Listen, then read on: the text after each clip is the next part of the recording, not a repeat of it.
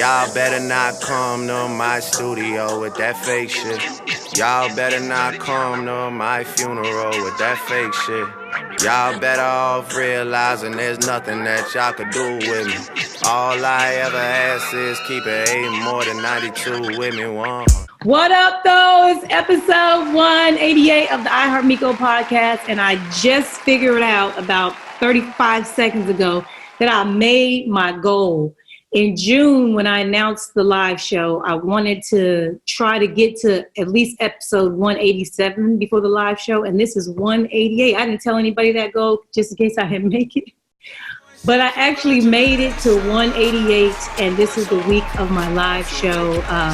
For those of you that are watching this on YouTube, this is the t-shirt, my merch that's going to be for sale, but also anyone that purchased a ticket to my show will get one of these for free. If you did not purchase a ticket, meaning you were on my guest list or you somehow won some tickets from somebody else or whatever, you will get one after everybody with a ticket got one. But thank you to everybody that pitched in and helped out and is showing up to my live show on Saturday in Miami at the Miami Light Project. We're going to have such a good time. For those of you coming, make sure that you come early. There is a cocktail hour from 7 to 8 p.m. Open bar. And also there's a meet and greet. I don't remember the time of the meet and greet. It's on the invitation. So if you got meet and greet tickets, I will also be meeting you sometime in between that cocktail hour. And for those of you that like to be late. Black folks ain't always late. We just got a bad habit of getting places when we feel like it. Doors will be closing at 8:20.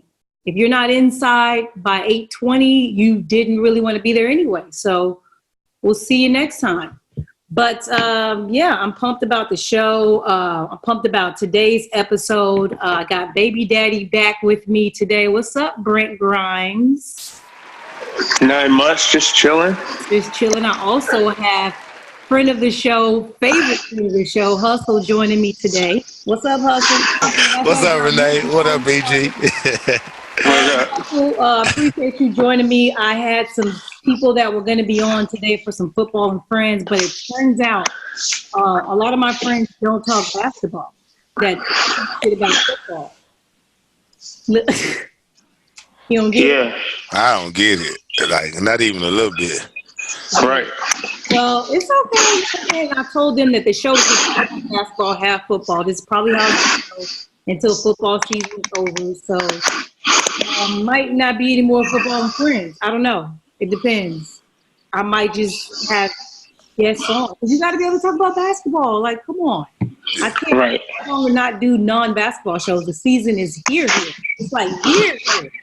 You know, we had 2 games last night, and I don't want to talk about news or any of that stuff, but we had 2 games last night. We have probably 12 games tonight. So basketball's here, football's here, World Series is here. We're going to try to cover as much of it as we can. You can't hear me? Something in the background.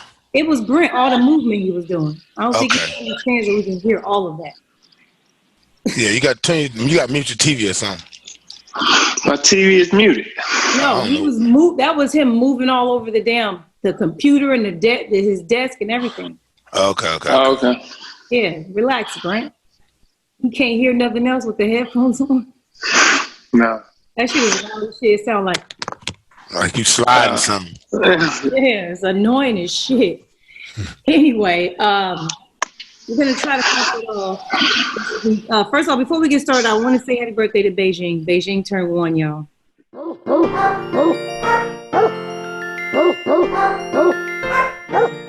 I left on her birthday that morning, but shout out to Brent and Aiden for giving her a little birthday party. Got her like a big dog biscuit. I don't know, what the hell was that?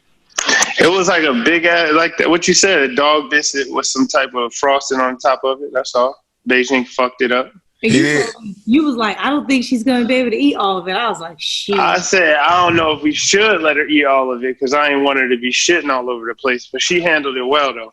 I'm gonna go look at Instagram tonight and see what it look like. You know, it was last week. Oh, but it's on my page. I think I posted it on my page. Yeah, okay. I went to LA for a week. That's why I left. I left on her birthday. I went to LA for a concert. I actually flew to LA to see Sugar Free live for the first time ever in my life. I talked to him all summer about this show. We became friends after he was on the show and everything. And he was pumped, and he was a no-show. Yeah, that's pretty fucked up. Who performed in his place? Nobody. It was different sets. So they had Glasses Malone. He had a set where he was able to invite some friends, and then Warren G had a set where he was able to invite some friends, and then DJ Quick had a set. And he invited some friends. So, of course, he invited Second to None, AMG, Sugar Free, all the niggas, from his record label. And Sugar Free was the only no-show. And I was just like, I flew to L.A. to see my nigga live, first time ever, with DJ Quick. Because, they had all the beef and from the past. They done squashed it. Everything's cool. He's back touring. A no-show. Where you at? And Quick had a nerve to keep on the mic. He would play his music and like, where this nigga Sugar Free at? Like, they was waiting for him to run out from the back. Wow. Ran out like twice. Yeah, that's fucked up. It was like we was all out there like, oh, here we come. Yeah. Like somebody told DJ Quick he was here. He here in the back. I think he just assumed. I literally think he assumed maybe he was late or something. He probably texted like, oh, I'm running late. And so DJ Quick didn't come out first. He let like his other artists come out first. Like he was letting everybody come out and do their set. And then everybody had songs with DJ Quick because he produced his artist's record. So he was supposed to come out last, and then everybody would do a song with him that they did with him. But Sugar Free wasn't there. So then DJ Quick ended up coming out, and he was just like, I don't know where Quick is, but he was like, fuck it, the show must go on. Then he was like, oh, I think he's here. And played the music, and he never, 2 times, I was out there ready. Hustle. Damn. Ready. Man, that's sick. I know you disappointed. So disappointing. Come on, Sugar, you too old for that. What happened? I still haven't heard from him. I texted him, and I was just like, what happened? What's up? He hasn't been back, so I'm I'm a new friend, so it's not like we've known each other for years, and he owed me an explanation. Nigga, I just met him in July. So right. Fan that, kind of a new friend, so he don't really owe me. But damn, nigga, I was flying out there like, if I see him in the streets, I'm gonna tell him, you wrong. You wrong, bro. You wrong, bro. Shit. That is fucked up. But other than that, LA was great. I had a good time with some good friends. I hear from a lot of people. My circle is smaller hustle. That shit almost a period now. So, I'm there, man. I'm her. You hear me? Yeah. So it was great. It was great to get home and just see the energy of certain people that I ain't really been feeling lately. And it was just I get it. I understand. Just like I understand a lot of people that ain't supporting my show, that ain't pulling up, that ain't even like helping or trying to do anything to help me out. I understand. Used to be my homie, now you act like you don't know me. So you got to put people in boxes now. I ain't mad. I'm figuring out I can't like let everybody have like the full Miko. I got to give niggas portions of me, like the portions they. You know how like back in the day, and I hate to revert like to like parallel this with slavery, but. Back in the day, what Massa used to do is he used to take the hog, all the best parts of the hog, and then give the slaves the bullshit. That's why we like pig ears and chitlins and pig and all that shit, because we learn how to see that bitch up and make it lit. So now I got to start giving bitches, chitlins. No, it ain't that. It's friends. Like, you got to. Everybody can be cool friends, but you got to realize how y'all friends or how y'all relate. Some people y'all friends because y'all got this in common. Y'all used to like going to the strip club together or some shit. Or y'all like sports. Whatever it is, you got to figure out how y'all relate. And then if it's somebody that's going to really ride or die with you for certain things based on. Asking niggas to ride or die. That's what I'm saying. To be authentic. I'm finding out people ain't authentic. That's what it is. Yeah, very hard to find. You could be counterfeit and you can still hang out. You know what I'm saying? Just like I got a lot of hoe friends that I hang out with. You know what I'm saying? Like, you could be who you are. I think everybody could be a friend in some kind of way. I just now need to make sure that I don't cross with the people, you know? Straight up. Oh, Brent got a lot of noise. I don't know what it is. I'm not even moving. I'm sitting here. You know what it is? Because I can tell when the camera goes on you and it only picks up noise and it goes to the other person. I'm literally sitting still, just like this. I don't know what's going on over there, Brent. I don't goddamn know. I also don't know what the fuck. No, I do know. What happened to the Lakers last night? But before we talk about the Lakers, let's talk about the Raptors game. I only caught pieces of the game. I was playing tennis last night. Hustle, please tell me you watched the whole game. I watched the second half. So before we get into the wins and losses and what happened, why did Lonzo get benched? I just feel like he don't be aggressive, man. He part of this new age where they either shooting a 3-pointer or a layup. You know how they play, and he's not aggressive. You know, he was looking kind of how LeBron was looking today. Last night. You know, he just sometimes you got to take shots that's there. Was it worthy of being benched most of the third and all the fourth? Was it worthy? I don't think it was worthy of being benched. It's just that shit, Drew Holiday, they can handle the ball as well. Then they got other people that can do the same. Like point guard is a so-called deep position. They got other people that can handle the ball and do things. So if you're not being aggressive or playing a certain type of way, I feel like they'll easily sit you down.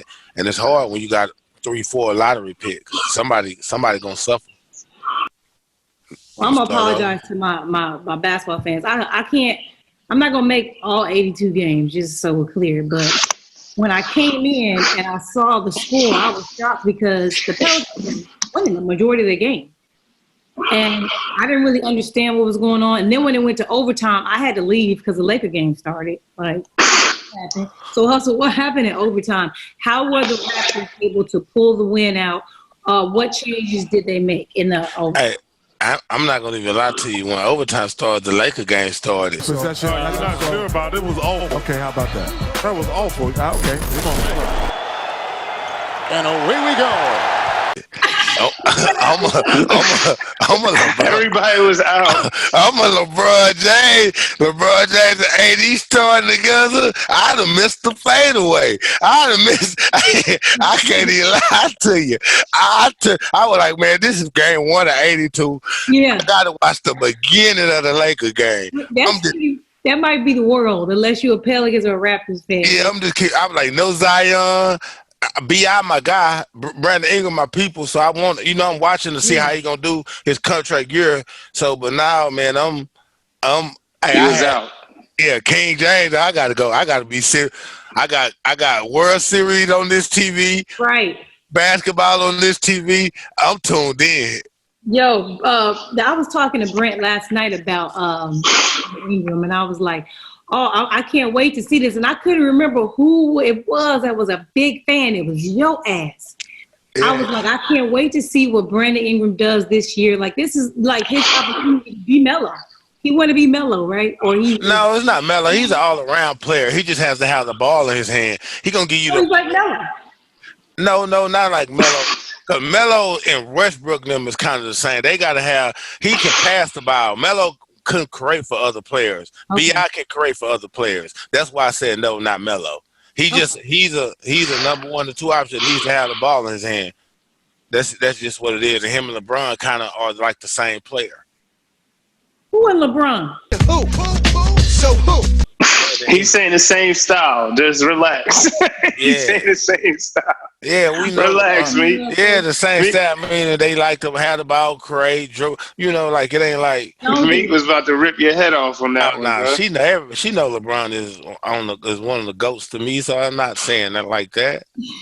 I just know he ain't like Carmelo, because Carmelo never averaged 5 assists or nothing like that. So it's like. Yeah. Okay, you had caught me off. I almost got because I didn't watch the game. I'm looking at stats. He had 22. He shot 8 for 19. Was you cool with that? That's bad. That's what I'm saying. I'm cool with the 19 shots because he was being aggressive. But okay. I mean, you're gonna have good games and bad games, but 19 shots is a positive sign for me because that lets me know that he has a mindset that I'm coming to take some shit. I'm coming to try to. This is me. You know what I mean? And they went to overtime, so 19 shots. I want him to be a little bit more aggressive, and it's gonna average out. He's gonna make shots. He's always been an efficient player. He's just gonna get the opportunity to shoot more now. I feel like in this from the bit I watched the game, I didn't watch the whole entire game, and like we all said, we turned as soon as overtime because the Lakers game was on. But it seems like he will get his chance to put up some good numbers in that offense because it looks like the Pelicans want to get up and down the floor. They're going to get a lot of shots up. They want a lot of possessions. So I feel like he'll be able to, put up some numbers, and he's going to have his opportunity to shine this year.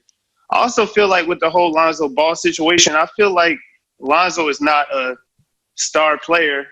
And right now, it's the first game of the season. They just trying to find their rotation. And it looked like they was playing a lot of players. They went I want to say they played 11 people. I don't know the numbers, but I saw a lot of different people on the court. And Lonzo ain't somebody that is guaranteed the minutes right now. That's all. And if he plays well, he keeps playing well, maybe that'll change. But right now, he's the coach trying to figure out how he's going to do this. Jackson Hayes is the only person that didn't play. Everybody else had 11 minutes or more of the entire. Yeah, see? I mean, I didn't even know. I just said there was a lot of people on the court. Yeah, coaching played a part into it. So Zion tore his meniscus or whatever. They saying he out 6 to 8 weeks. People are trying to speculate that it was due to him being out of shape. I doubt that. What kind of effect do you think this will have on the Pelicans making the playoffs? Are you guys concerned about injuries with him? Remember he had the knee thing in the summer league.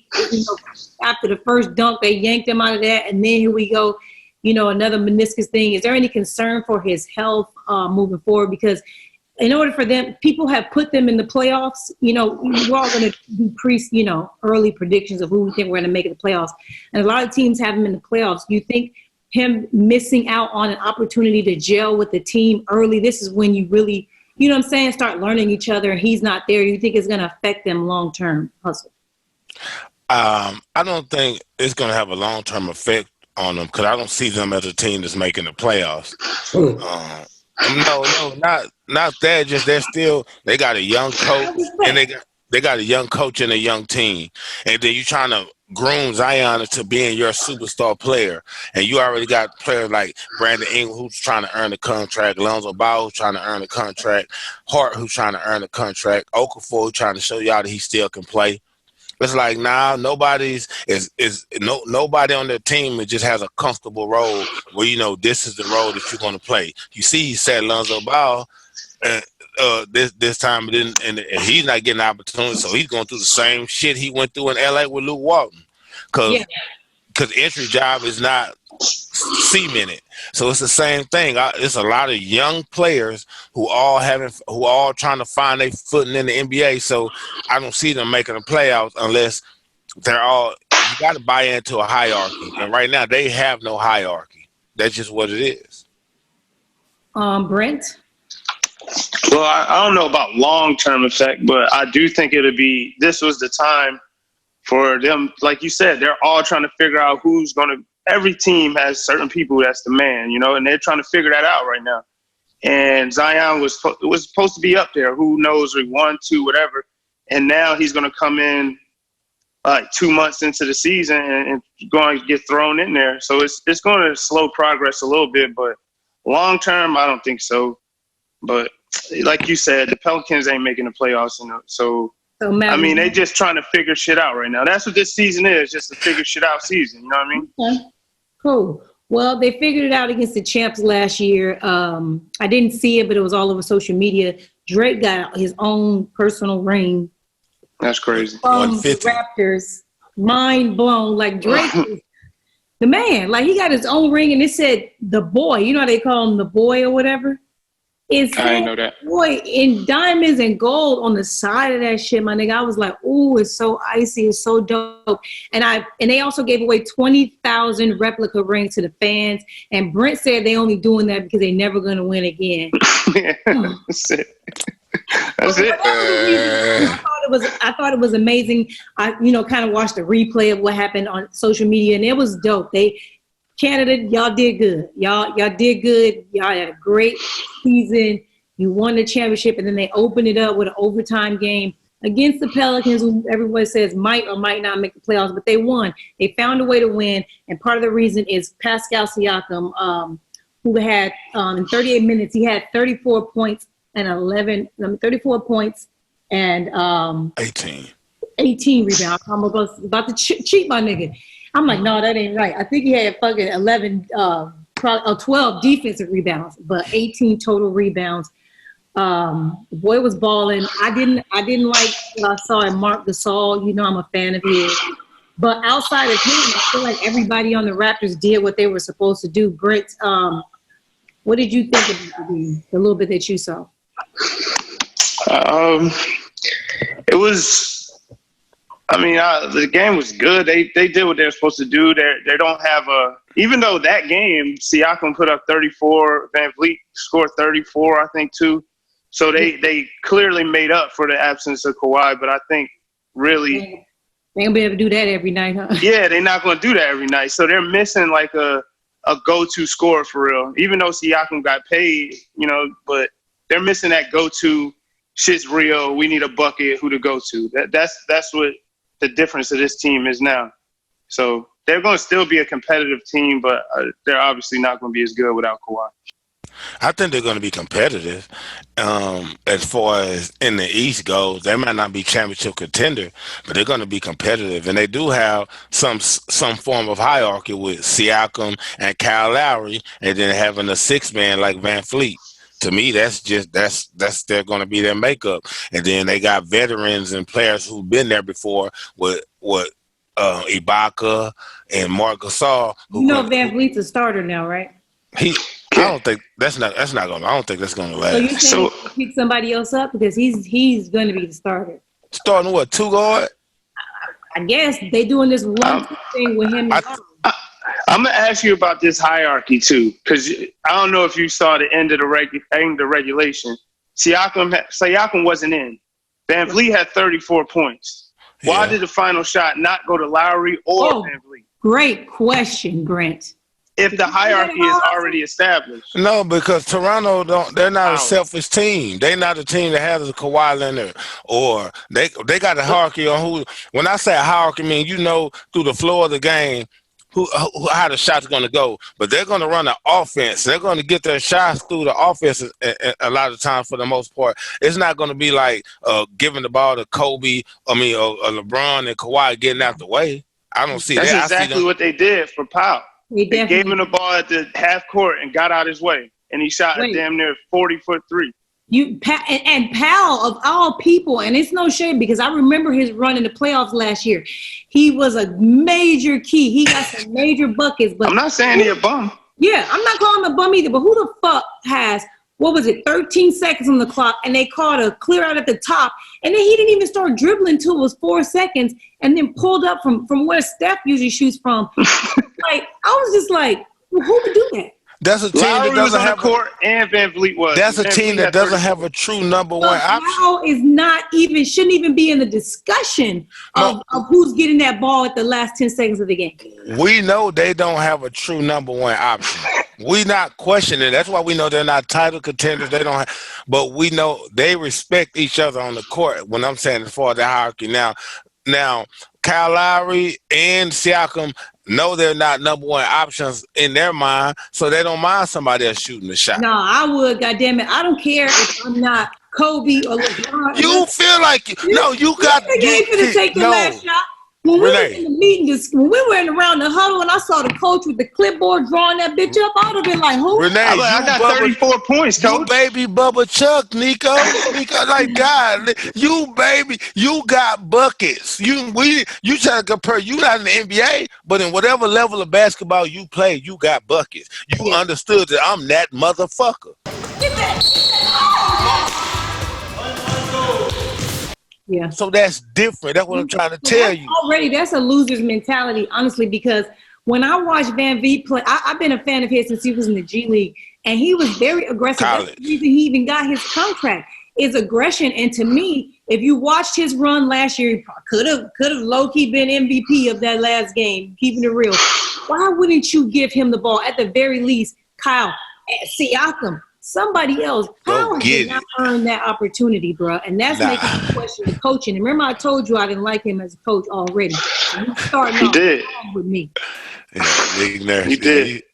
They got the win, though. They did. You know what? That's why I can't say it. You said shit, though. Yeah, thank you, Brent.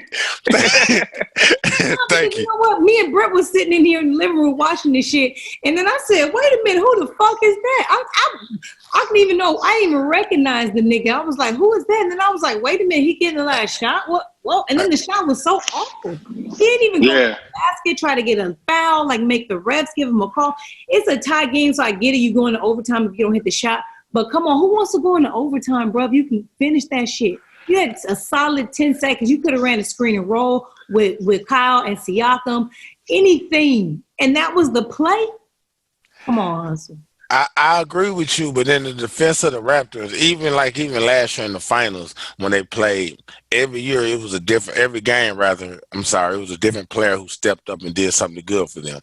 Ibaka one game, then Gasol one game, then Van Fleet one game. I just feel like that's just how their team flows and rolls, right? And that game was Van Vliet, and he should have got the last shot. I'm not questioning that. I'm just saying. But it's still kind of, it fits their team. So let's move on. So the Lakers and the Clippers opened up the season also, which was a great opening game. Fortunately, both teams aren't at full strength, but we still had the important pieces on both teams to me. And the Lakers lost the game, should have lost the game, probably should have lost by worse, in my opinion. But let's talk about the Clippers. Kawhi, did you guys see the commercial? Which one? The Terminator one? No. Kawhi got a commercial where this is my city commercial. He's hopping in a dunk, okay? He turns the ignition of the key, and he has a king helmet, a crown on the keychain. He's saying the commercial saying it's my city. It's Kawhi. Damn. City. He's driving through LA. You know what I'm saying? Like, he look like he's driving down Crenshaw, and they basically just saying like he's the king of the city. And I was just like, and I wear New Balances. That was a big story too, that he wears New Balance.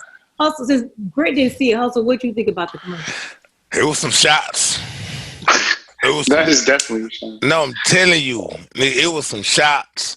Yeah. Like, yeah, I'm the best nigga in LA. Like, I'm the guy. Yeah. You want to win? And he proved it. And he fucked around and proved it last night. Man. I think we had 30 points. He had 31 points. Shot the ball 10 for 19. 1 for 5 for 3. That's not really like him, but he had a really good game. He had some great dunks. He was aggressive.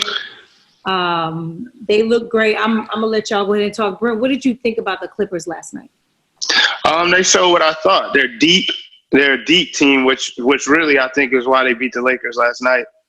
And Kawhi's gonna be Kawhi, but they still got, even though now they're like the higher up in the league, like one of the elite teams in the league, they still, at least for this first game, play like a team that's scrapping for like the 8th or 7th seed. Like they play hard. They got their mascot Beverly that's going to do all the shit to get on everybody's nerves. And just that feeds down to the other big man. For whatever reason, his name slipped my mind right now. Harrell, I think. Yeah. Harrell. Yeah, he's just that type of player too. They got Lou Williams coming off the bench, which is everybody knows is buckets. Like, they're just a deep team that can just beat you in a lot of ways. And then when shit ain't working like that, they could just out hustle you and out rebound you and do shit like that. So they're a good team. It's going to be fun to watch them, bring everything together. So what do you think about the game? I like the Clippers, honestly. I like them more than I liked them before the season started. Watching them play, watching the grit in which they played with, it was impressive to see that. But I mean, like, it kind of played out in the sense of how I thought it would play out. LeBron swearing he's this basketball savant genius guy, going, trying to feel his way out through the process of the game like he did. He had a bunch of dumb, careless turnovers, careless play. You know, just he wasn't being aggressive, trying to be a point guard. It didn't look good. Sometimes on the court he looked at his age showed. For me, just for me, just being honest from watching, when he got switches like on Montrezl Harrell, when he got the switches on the center, Montrezl and things where he used to try to take advantage and go, it's like it wasn't going the way he wants to go. It could be because his jumper was off. Usually when LeBron jumper off, it kind of kills his aggression a little bit. But it was a little different. On that whenever you feel like it. Yeah, it was a little different. Go ahead.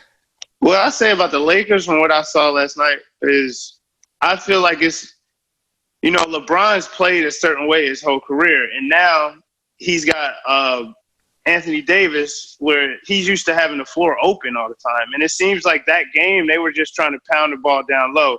And that, what you saying, him driving and being aggressive, that kind of takes that out of your game. There's plenty of times where even like I'm watching with Miko and she was like, LeBron attack, and then she'll be like, well, damn, AD's in the lane. Like, it's nowhere for you to go. Like, so now it makes LeBron, like you said, pretty much a point guard. Just literally dump the ball down, move around, then he gets his turn to post up. I didn't like how they were. It's effective because they got two of the best players in the league to do it, but that low post ISO game is kind of, I don't know. I don't know if that's going to work because LeBron hasn't really done that his whole career. Let me say, go ahead. As probably the biggest LeBron fan in the room right now, I'm gonna just say this: I don't like what I saw. I'm blaming it on coaching, and the biggest part of it is because who in the fuck thinks it's a good idea to come down the court and just let AD play ISO ball all game?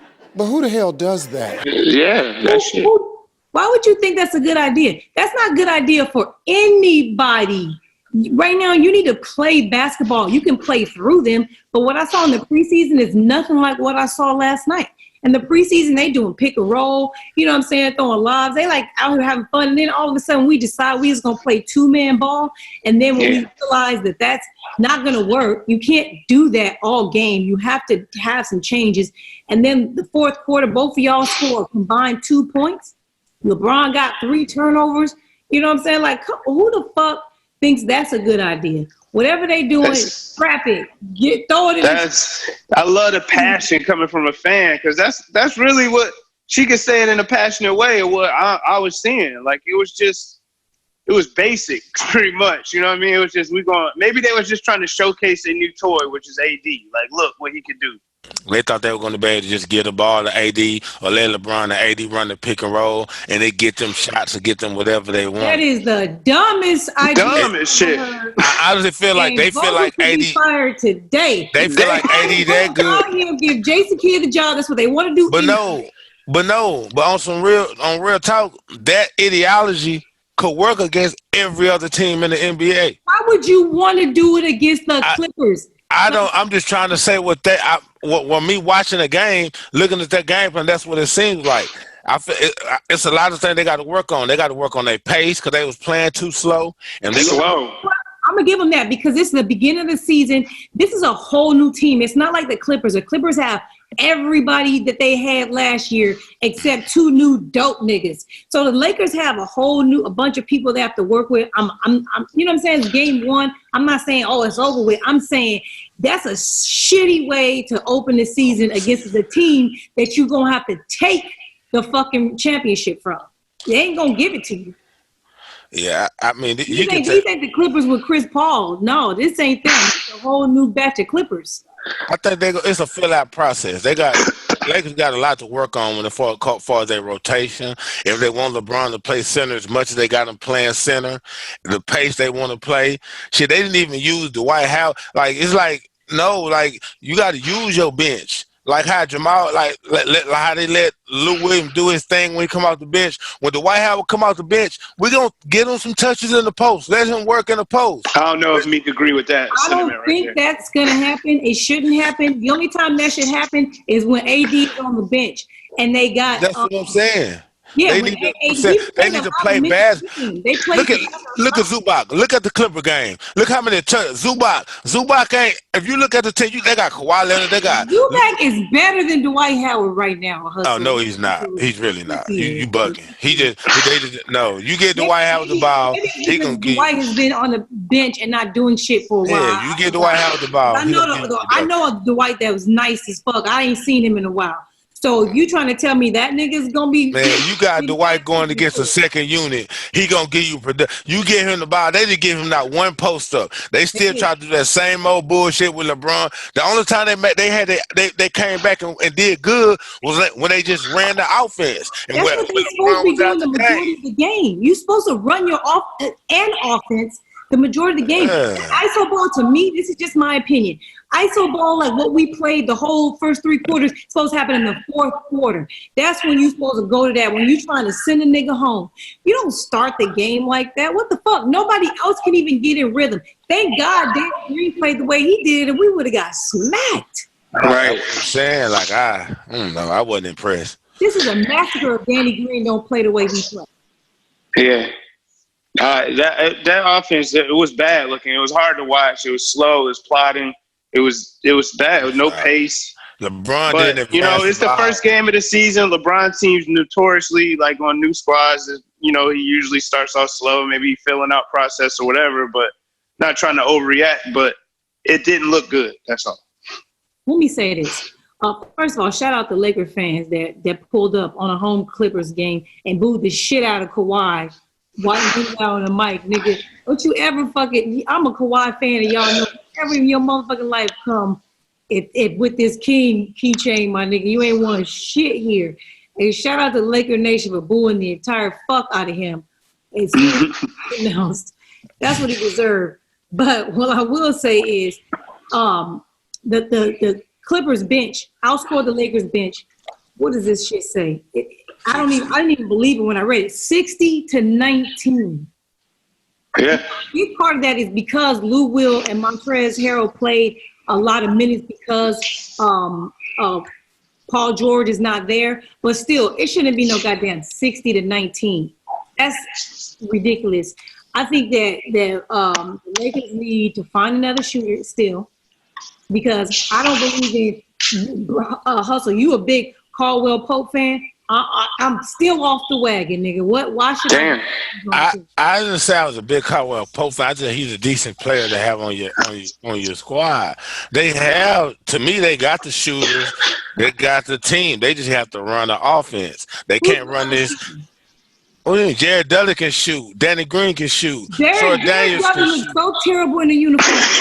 If you don't fucking start hitting some shots, my nigga, he hit 2, I think. He hit 2 threes. It's like they went and got a nigga from LA Fitness. And told him he was gonna be hard. I'm just telling you, they can shoot. I feel like you should be harder on the coaching staff. They got Jason Kidd. She already said fire him already. Yeah, like I'm talking about the whole coaching staff. They got 5, all this coaching staff, and you don't got no identity, no offense that you running. You should be running the offense. Like, man, no, they should have some type of offense where they know we can run these offense to get these kind of shots. They should be running, not no fucking drop out, pick and roll, drop out to the post. No, you should have some type of movement offense where all them players, and then pick up the man. LeBron didn't event. I don't like LeBron at point guard. Fuck that. I'm just telling y'all. I don't like him at point guard. Get him. I don't like it the way they doing it. I don't like it the way they doing it. I don't like him at the point guard. I don't like him because when he played point guard, he plays slow. He don't never advance the ball because he be trying to get assists. Brent, was I not yelling that last night? He like Russell Westbrook. You were yelling at a lot. Run, what are we doing? Push the ball, yeah. No, advance it. Like, if you got it, you see your man at half court, kick it up, and you go get your ass back in the play. Yeah. And then even when he at the top, when he running the offense, when they throwing it to the post, whatever offense they run, he'll just throw it and then be standing there, bag up, calling for the ball. No, you supposed to be cutting through. Go set a pick. You go do something with the play. Because he used to playing with the ball. Man, we got. I'm saying this because it's 5 head coaches. Jazzy Kidd was a former player. Lionel House was a former player, coach. You got Vogel. You got this now. Y'all, they supposed to already had this shit. Like, hold on, we ain't doing this. Man, somebody got to get this podcast to LeBron because he needs all of this. He got to hear this. Like, come on, dog. We are fans. Like, me and Hustle are fans. Brent is not a fan. Just so you know. If you do listen, he's not. What you mean I ain't a fan? I like LeBron. You ain't a fan? Nah, you're not a fan. No. You like Steph Curry. You like him. You don't like us. I can't wait to talk about them. Steph Curry got the whole team on his back, and you know his ankle's made of paper mache. But we're not going to get into that today because they didn't fucking play. I want to talk about real quick. I should have told y'all this in advance, but I wanted y'all to tell me about a person that, impressed you the most tonight in the Lakers-Clippers game. I'm going to start off while y'all get a moment to think about it. But what the fuck? Oh, she's sneezing like a motherfucker. I'm smoking, but she... Anyway, what's his name? Shit, I think I wrote it down. Mo Harkless. So I'm watching the fucking game, and everything doesn't show up on the stat sheet, but a lot of his shit did. Mo Harkless made me want him on my team. He did whenever his number was called. He made big shots. He got good rebounds, steals. Like, he was all over the place doing the littlest shit that made them win the game. That it wasn't that he made them win the game. There was moments where we were creeping back in and trying to, get back on top, and he was making big plays and doing things that was basically like making us not be able to get on top. And I feel like I don't know who that guy is on our team yet. That's not a starter. But Mo Harkless impressed me the most of the entire game, just watching it, and maybe because I don't know his game, and maybe he do the same shit all the time. But I was very impressed with Mo Harkless last night. Who's on Hustle? I'll pick one. Harold did. I feel like Harold? Yeah, he changed. I already knew what he was, but I really feel like he brought a lot to that game that, he was, just changed the game with a lot of plays that he made, rebounds, defense, hype, just being hype. That role he plays for that team is big for him. My uncle called me this morning, Brent. You had walked on a conversation, and we were talking about the game. He a big time. He's the reason I'm a huge Laker fan. He introduced me to the Showtime Lakers in the 80s. And so he called me with his brother on the phone, and we were talking about the game, and they were talking about Montrez. And I said, everybody in the Drew League knows who Montrez would be MVP if he wasn't on the team with Frank Nitti. And I said to them, if he were to go on another team and he were given the opportunity to be like a number 2, maybe even number 3 guy, he would be great. He would succeed beyond expectations. There is nothing, I would say the only thing I would actually want him to improve was a jump shot. If he ever had even a remotely good, a good 3-point shot, or even a successful 15-footer, 12-footer, count on, my nigga, he would be in a lot of discussions around the league. And so I'm glad that he did get the opportunity last night with KP out. He's going to get an opportunity to pretty much get a contract and probably go to another team and be a contender at, one of the 2 or 3 spots as a scorer. Well, if I got to pick one, it's hard. I don't know how to pick one player. But if I did, I would have to say Patrick Beverly. Oh God! That's pissed Miko off. He balled though. He did. You dog. He balled in his way though. I would have to pick Patrick Beverly because he didn't even shoot the ball. He didn't shoot the ball last night. He shouldn't have took. He didn't even get to drive and create no assist. He didn't do nothing. But the tenacity and the accountability he had them having on defense. Do you see when they threw that oop? You know what? Did you see that? When they threw that oop to Anthony Davis, he went up and got that bitch like, no, motherfucker, no. Listen. Doc put a bet on the table. I want that money. He's the ultimate competitor. You can say what you want. Like, if I would pick the whole. You know how we talk about guys that aren't football players? They're just athletes. Like, they're not basketball players. They're just athletes. That's what I think of Patrick Beverly. Anybody that has Patrick Beverly starting on their roster, I will never have any respect for. Are you serious? I feel like they started him just to fuck with the Lakers and just because they was missing, their two man. He did a great job. Every time he went by somebody, I thought he was point guard. He's a starting point guard. He's key. If they win the championship, it's because of him. He's going to be one of the key. So you're saying that Patrick Beverly's going to start the entire season for Yes. Yeah, he is. Bruh. He's going to start the whole season. season. To me. Bruh, Patrick Beverly is so key for them. You literally have 4 people that can score and one that absolutely can't. No, he can definitely score. He can shoot, man. He can catch. If you leave him open, he can knock the open jumper open down. Last night. How many shots he made? Oh my God! He might have had an off night. Whatever.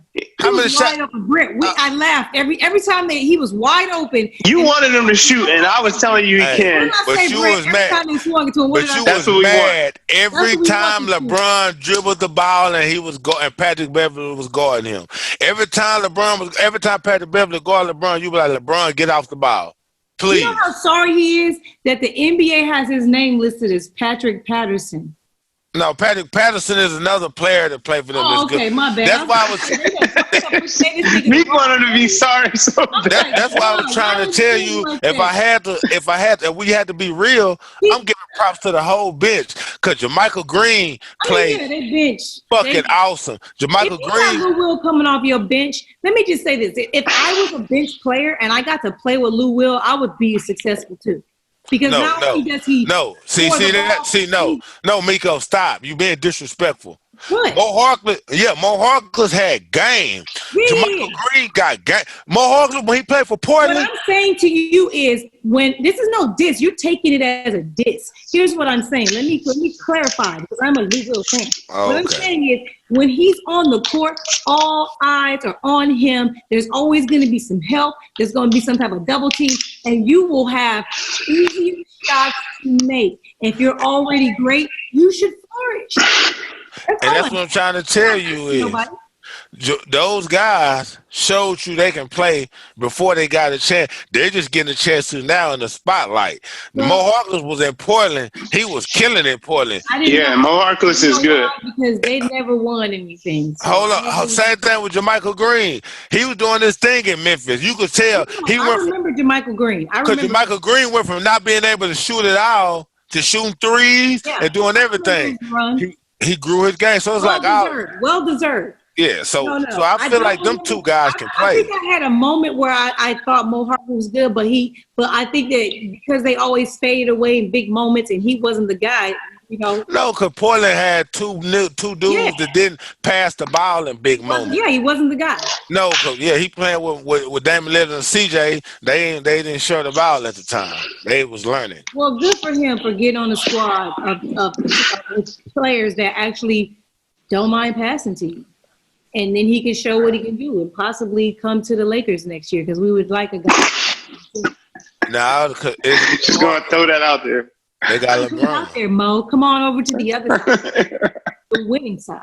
Let's move on. We got to talk about the football. I didn't even intend on us talking about basketball this fucking long, but this is the problem. When it's basketball season, I'm going to get caught up. I'm apologizing to my football fans right now. We're finna rush football. Yeah. I'm just kidding. No, we ain't gonna rush. Let's move on though. I had another topic I wanted to talk to y'all about, but we can't do it. The $100 million extension. Do y'all want to say something just real quick about it? I mean, we can. Just nothing drawn out so we can move on. And the question was for you guys at home, I had asked them to be prepared to discuss this, but we move faster. Which $100 million extension would be the best investment?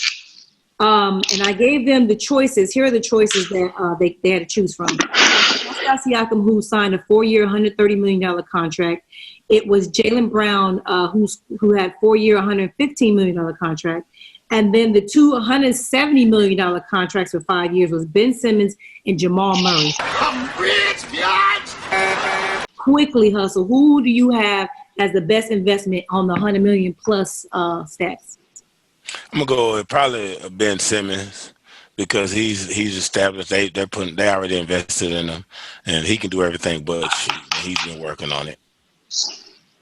Go ahead, Brent. I'm taking Murray from the Nuggets, and I just feel like he's going to be a big part of if they work. That's the reason they're going to work is him and the Joker. So I feel like that's why that's a good investment. He does a lot for them. Score, he handles the ball too. So I think it's Ben Simmons also, and it's sad that you can get $170 million and you actually haven't taken the 3-point shot. Like, that's pretty crazy. And you're the point guard. Made one. Made, whatever. Same thing, for real. That's pretty crazy. And so, nigga, they have bought in on it, whether he get a jump shot or not. And we all know that that's the reason that they didn't get to the championship last year, is because he couldn't shoot a jump shot. And so I guess Philly's saying, so what? So what? So what? So good luck to him. I saw the preseason shit. He was shooting jumpers and making them and everything. We want to see it now, though, beloved. We don't believe you. We need more people. We need more people for that. But anyways, moving on. Week 7 highlights. Brent, you won one game. You won. Yeah, I had a rough one. The Chiefs Broncos game. We both won that one. Quickly, let's talk about that game. Mahomes, I had questioned, Hustle, I don't know if you listened to that episode, but I had questioned whether the Chiefs should bench Mahomes in that game because it was a Thursday night game. It's, short week, already injured. It's just the Broncos. They should be able to beat them without him. Brent, goddamn, all of that noise, Jesus Christ. All right. All right. I felt like Miko. I'm distracted by it. Like, I'm hearing like and gulping and everything. Hey, you can hear the gulp. Oh, you got gulp. Oh, why you fucking with me? Stop fucking with it!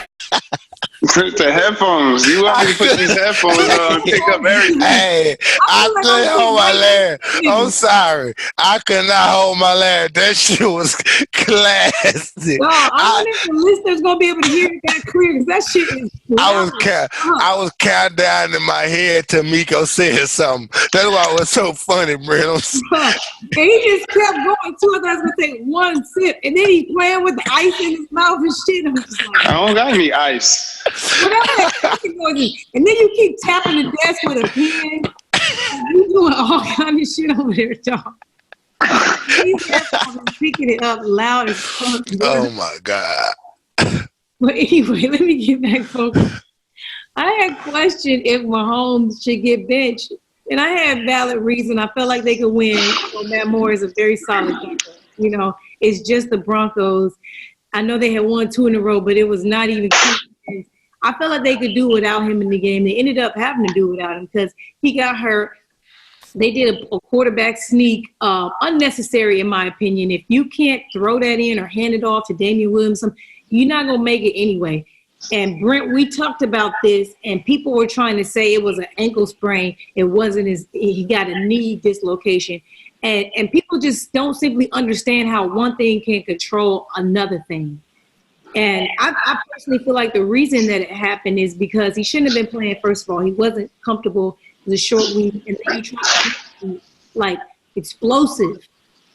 And then Brent, I love you for this. We talked about this a lot. Whenever there's a pile, you don't go in the pile. I don't give a fuck what's going on. You see the contract or something, you don't go in the pile. There's some dirty, nasty shit that happens in the pile. Brent, what did you think about the quarterback sneak, the timing of it, and the reason that they did it? I mean, I know why they did it. They felt like it was an efficient way to get that yard. But I feel like with the circumstances being your quarterback is banged up, his ankle is messed up, I wouldn't put Patrick Mahomes in that situation. Just saying. That's your franchise. That's your team. This is a game. Y'all going to win. Like do something else. Try another way to get that yard. Like, it's not like this isn't the AFC Championship game or a playoff game or some shit where it's like, all right, we got to get this yard. We going, this is the best way to get it. You had other ways to get that yard, and I felt like they should have went another route. Or you could have just kicked the field goal if you didn't get it. It's just Denver. That's what I'm saying. At the end of the day, it's just the whatever week it was. It was it's not meaningless, but y'all gonna win this game. You're going against Flacco. You're going against Flacco. Yeah, it was unnecessary, and now they have to figure out you know, if Matt Moore, who I've been a fan of Matt Moore since 2013. I think he's a great backup, and the reason is because he got balls. That's the first thing. Like, he's not a pussy. Like, you know what I'm saying? He will throw interceptions if you have to, but he will throw the ball. He, you know, remember Brent? He was ignoring the coaches and running his own plays. Mm-hmm. Remember that? Yeah, I do. When they were trying to make him check down and all that shit, he was not doing it. He was doing what he thought was going to win games, and I respect the hell out of him. He's not great. He's not a starting quarterback in the league, but he's a great. You don't need your starter to be your backup to be a starter, because that creates envy. We saw what happened over in Philly. We're gonna talk about that later. But I think he's a great backup, and he came in and did what I feel like a backup is supposed to be able to do, especially since against the Denver Broncos. But now the Chiefs have to figure out what they're about to do until they can get him back. And hopefully Matt Moore can figure it out. They're going to be in our pick'em games later on. But did you want to say anything, Hustle, about this game? No, I mean that was dumb for them to run a quarterback sneak, man. It just shows a lot about Andy Reid as a coach. That's just to me, that's just stupid, you know. Because I don't know, I don't know, and nobody in this world thought Broncos had a chance to beat. Not even the Broncos players and the fans. Whoever the coach is for Broncos, which I don't know, didn't think he had a chance. So that was stupid. Well, let's move on. That was an easy pick game. The toughest pick of the week, in my opinion, was the Texans and the Colts. We both picked that wrong. We both picked the Texans. You picked the Colts. Also, why are you shaking your head like that? I had the Texans. Oh, okay, so you was with us. Yeah, that's what I was like. What do you think happened in the game, and why do you think that the Colts were able to beat the hot Texans? Shit, the best backup in the league, man. He come to play. That boy Jacoby came to play that day, man. I ain't gonna lie, because J.J. Watt had been playing good. We didn't know how, man. I didn't expect 4 touchdowns from Jacoby. I read a stat about him, and it says Brissett has the most touchdowns in the red zone than any quarterback in the NFL. So if you get him down there, he getting touchdowns. I'm going in. I'm going in. I'm going in. I'm going in. Oh yeah, he making it happen. He got Indianapolis looking impressive without Luck. Yeah. I forgot Andrew Luck was even on that team. Like I forgot. We gotta replace Cam Newton anyway. So. Damn. Jesus Christ. Shit. Oh, wait, I thought we replaced him with Watson. No. Who? I thought we replaced him with Watson. No, Watson and Russell, they already got cemented spots. We talking about. Okay. Yeah, Cam lost his spot, so we now. New boo. We got new boo. Okay, Brissett is in there. What I was most impressed with is the defense of the Colts. I haven't really been paying attention to their defense. I've been only focused on the offense. It's like I was trying to tell Brent, who the fuck is number 14? This nigga's a baller, whatever his name is. But the defense of the Colts was very impressive. The Texans didn't get a third down conversion until the fourth quarter. Wow, that's impressive. 0 for 6 on third downs until the fourth quarter. That's big. That's a big part of why they won that game, because if you think about those other possessions, and if they would have got those third downs, that could have led to field goals or even touchdowns. So hats off to the Colts defense for pulling their weight as well, because you know that organization is notorious for not having the defense. Yeah, that is true. They spend a lot of money on the goddamn offense. No shade. You know what I'm saying? I think the Texans got too many field goals. You know, you can't be getting field goals in a shootout.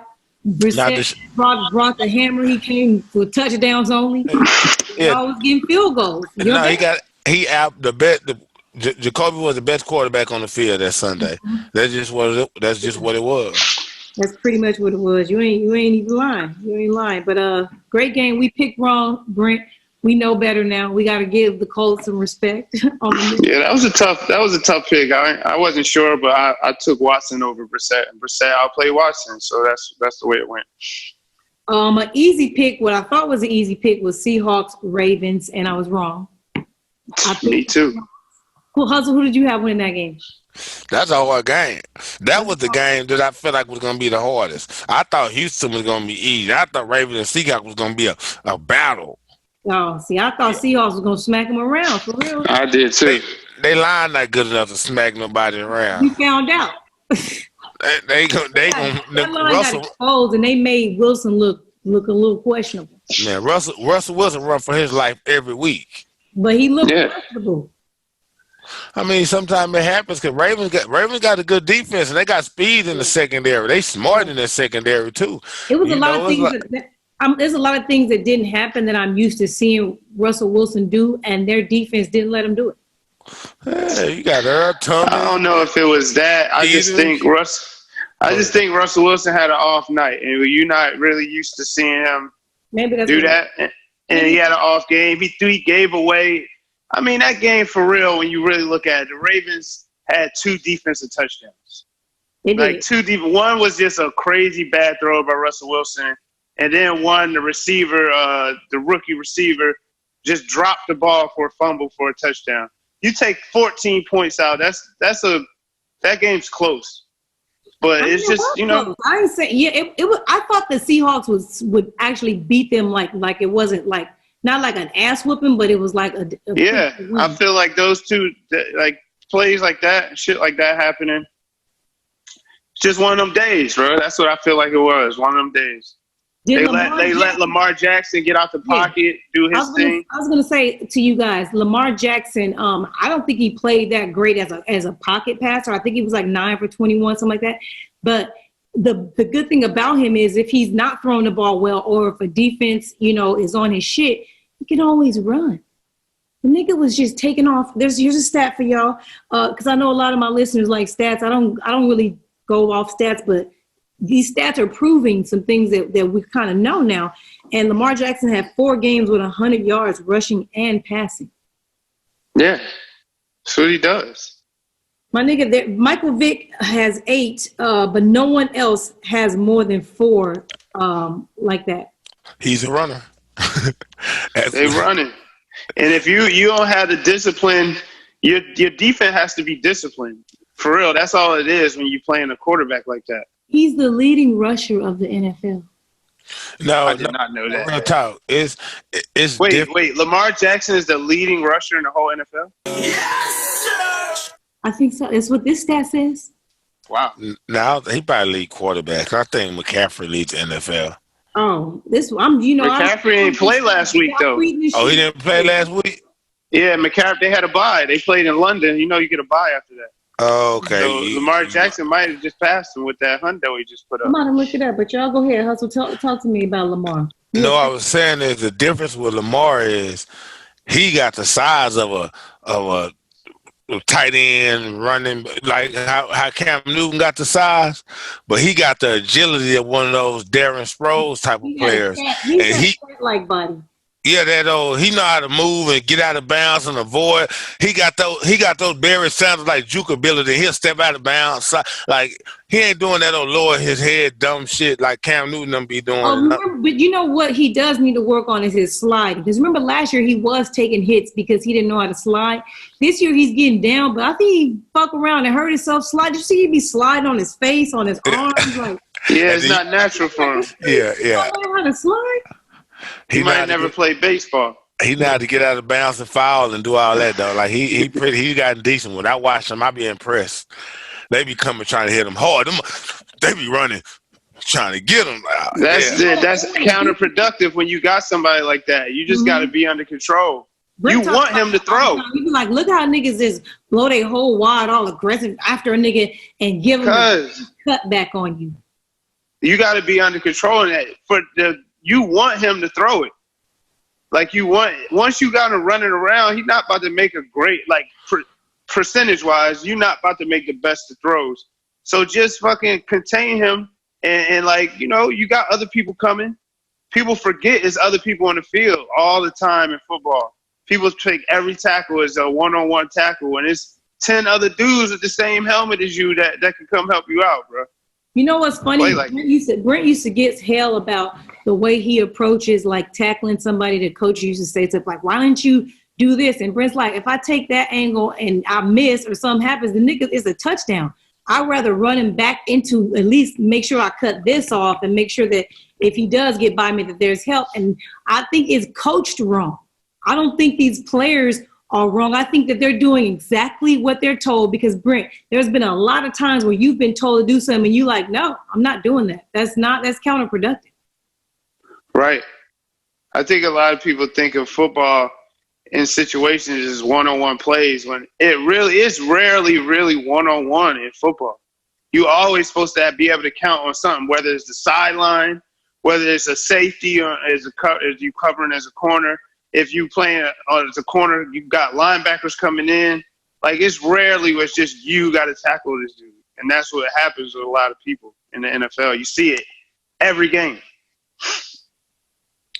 So are we concerned for Seattle? Are we calling that just a bad game, or are we saying the Ravens are that good?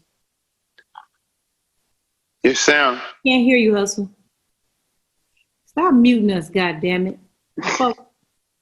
What? We still can't hear you, bro. Goddamn. I'm gonna talk while you get that. You can't under control. Now we can hear you back. Okay. You back. I said that's two playoff teams that are playing at the height of their ability. Okay. Like, I mean, that's just what it is. The Ravens are good. They're a playoff team. The Seahawks are a playoff team. They're just two good teams that battle. Shootout and one team got the better of the other. Yeah, just today. Yeah. Respect. What wasn't a one team got the better of the other was the Cowboys and the Eagles. Oh, shit. Brent picked the Eagles. I don't understand what he was, so I didn't get it either. That might have been a pick with my heart. You know, I thought Philly might pull it out. You know, they had the we gonna go there and win speed. You know, I thought maybe they'll pull it through. Them niggas lie. That coach lied like shit. We're going down to Dallas, and our guys are going to be ready to play. And we're going to win that football game. And when we do, we're in first place in the NFC East. We control our own destiny. We're right where we need to be. Never said guarantee a win. No, I'd never do that. Nigga! I mean, it's really time, like, honestly, the Eagles got to start worrying about some shit. They got a lot of stuff they got to figure out. It's a wrap. It's a dub for me. I'm dubbing the Eagles officially. Yeah, I agree. Deshaun Jackson is still not back. I thought this was going to be a 1 week thing. Now I'm concerned. Where is he? They don't even talk about him. We're rolling into week 8. He is a major part of why that offense even works to begin with. Yeah. And without him, everybody's stuttering and you know, glitching and everything. And now, as if that isn't bad enough, as if also they don't have anybody in the secondary, and what's his name, Malcolm Jenkins, like he point shaving. As if all that isn't bad enough, they got the nerve now to be hiding in the bushes, talking shit to the media about Carson Wentz. Now it's all kind of rumors coming out that the players don't like him. He's selfish. He won't run the kind of plays they want to run. He told the coaching staff they better not have any Foles stuff in his playbook. Yeah, this is what the players are saying. You know what I'm saying? They want to be anonymous. Y'all some hoes. Y'all some hoe-ass niggas, because I bet you not only are you telling that to the media, you are not telling it to him. Y'all pussy. Why don't y'all address that man if y'all got a problem with him? Stop going to the media and letting them get clicks and shit off of y'all team. If y'all really a fucking team, be a team. If y'all got a problem with what he's doing, say something to that nigga. Y'all out there risking your life just like him. Stop. I'm the media. Them niggas. Stop trusting them niggas. All they want to do is shit on y'all. And y'all could be a good team. Y'all need to huddle up and tell that nigga what the issues are. You know what I'm saying? Y'all become a squad. You can't play well if y'all don't like the nigga. Because he's this way and that way, and shit is goofy. Y'all always struggling. Stop it. You can see it. You can see him purposely not blocking, purposely dropping passes. Like, that shit has to be on purpose. The shit that I was watching. It looks weak. Yeah. It looks like they're not a team and they're not playing together. They look miserable. And I'm not picking them to win again unless they're playing the Dolphins or the Bengals or maybe Jacksonville, maybe Denver. Like, did you see that deep throw? They threw the one to throw to Aguilar when he didn't even reach his hands out to catch it. Like, She looks tricky. That's the thing though. If that's really a problem, like they not playing like a team, they not getting along. When the Eagles were good a few years ago, and last year they were good too. He was MVP candidate and everything. Their team. The thing with the Eagles is they were really close, and that's a lot of the thing with football. I mean, barring you just got like the best quarterback or something. But if a team is playing well, it's because they're close. Everybody is vibing. They look like they're playing for each other, and that's what the Eagles did when they won the Super Bowl. That was their thing. And when some of the Eagles players came to the Bucs, when I got to talk to them, that's what they preached. Like, that's what it was. And for that to be broken up is showing in their play. They're losing. They're not. YouTube just stated that they just don't look like they are together. Like, they want to play for each other, and that's not going to work with that team because that's what makes them a good team. One of the articles that I read that was, talking about the niggas in the bushes throwing rocks, they said that part of the reason that Wentz, the players are saying like he's like cold, like he act like he better than them, like he don't really like he ain't vibing with them or whatever. And the guy said that what he thinks might be the issue and why Wentz is even like feeling like this is because they got like shrines and little shit in their lockers of Nick Foles, apparently, like the players, like because they won the championship with him or whatever. Like I don't know what these shrines look like. I don't know if it's like a jersey. I don't know if it's like a bobblehead. I don't know what the fuck is going on. But apparently a lot of the players still talk about Nick Foles and their run with him. And like, I guess it's just some locker room shit and maybe it's making Wentz feel away. I don't know. No, that could definitely be it. But you can see that as in a human psyche. Like, he's been drafted to be the man. He was having a good season. He got hurt. Part of him probably, he might never say this, but part of him probably wanted his team not to do good because he left. Not that good, not win the Super Bowl good. And then, like, the team really rallied around Foles, and they got, he gets a lot of love. It might affect him in a way. You never know. And the only people that know that could talk to Wentz in that type of way, but that would be weird, I guess. It don't seem like it affected Wentz. It seems like it's affecting them. They getting mad about him feeling some type of way. Like, if they feeling some type of way because he mad, like, shit, you shouldn't. You got to come to work, right? Yeah, you got to understand that he feels some type of way. If you got shrines of another motherfucker that just left while you, and he there. Like, nah, he going to feel some type of way. Like, shit, yeah. That don't mean you stop blocking or stop catching passes or stop playing. That whole shit right there. No, like, shit, right. I'm going to say something to him like, bro, this shrine bother you? My fault, let me take it down. You know what I'm saying? Hey, nigga, get on level, nigga, so you can get one. Do something. I ain't going to just not play. That's they brotherly love acting like hoes. Oh, man. That's what I'm saying. If that's the vibe, it's not going to be good for the rest of the season. It's about to be a bad year for the Eagles. We don't need to talk about the Cowboys. They jumped out ahead, and we all know that the Cowboys play well with the lead. See, you want to talk about the Cowboys, goddamn. Hold on. Say the NFC East leading Cowboys. Oh, God. NFC East leading Cowboys did what they needed to do. They smacked them boys. There's no question who the leader of the division is. The only question now is how far the Cowboys will go in the playoffs.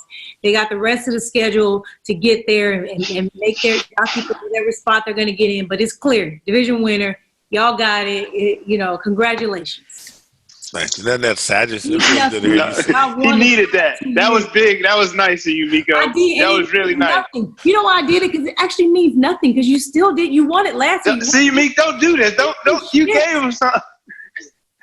Oh, I took it back. Yeah, don't take it back. Meek, you gave him some good. He was feeling good about himself. Hold on. Don't mention shit about the Rams going to the Super Bowl. Oh, God. Don't mention shit about what Ty Gurley used to be. I need to pick my team to win. Brent, you know I keeps it real about my You do.